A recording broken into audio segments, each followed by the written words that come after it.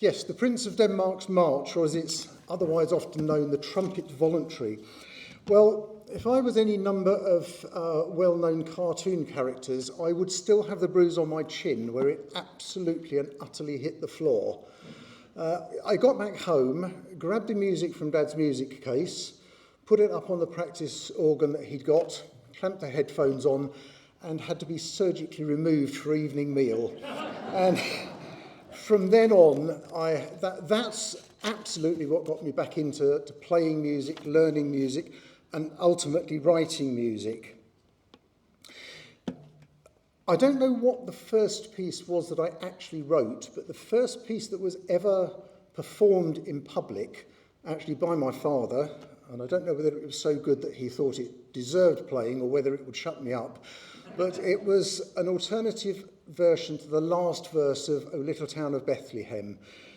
It was either Christmas morning or probably the Sunday after, and I know that I went as red as a beetroot when he started playing it. But we didn't get any complaints, so that was good.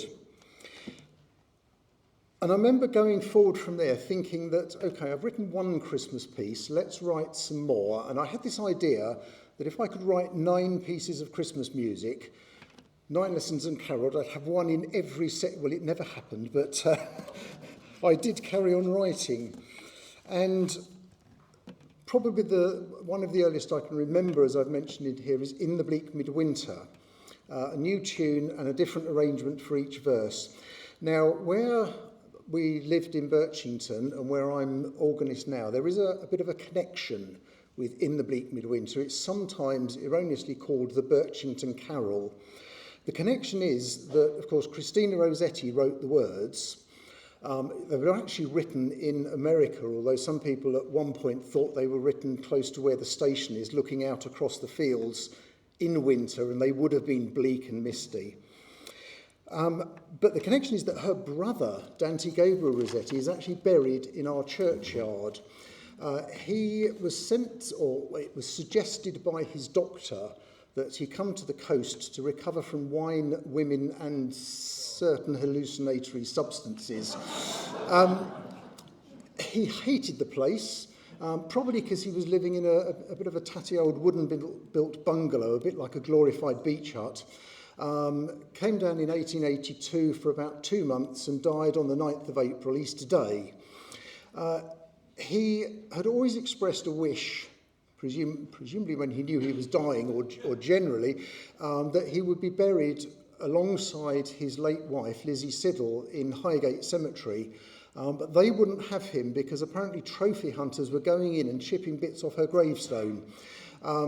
So they didn't want that vandalism to continue and increase. So we copped him. Now, I think it was about 1986-87, the local traders all got together and decided to have a midwinter festival. It's not one of these politically correct don't mention Christmas things, but because it went alongside all the events that were happening at church. And they decorated the shops. They put out a treasure trail for the kids, find the furry penguin in the window or whatever. There was an art competition that somebody put out saying, draw a picture of the village. And the local record shop owner did a music competition to write a new tune to In the Bleak Midwinter. So my first thought there was, right, come on, Dad, let's get your chamber choir, with which I sung at the time, to record this and put it into the competition, which we did. I spoke to the owner of the record shop and just out of interest, how many entries were there. And I think it was about 5 or 6, including one from the local bandmaster who did all his own music and arrangements. And I thought, oh, well, maybe I'll get second place. But I was obviously and understandably delighted, humbled, and probably that age a little bit smug when I got the call to say that I'd actually won the competition. I was genuinely surprised at that. But I suppose it got me thinking that I was writing music that people liked. And I think that's the important thing, as John has said. You can write very clever music that goes on for 20 minutes, but if people are not enjoying it, it probably is not fulfilling its purpose. Let's get you involved again.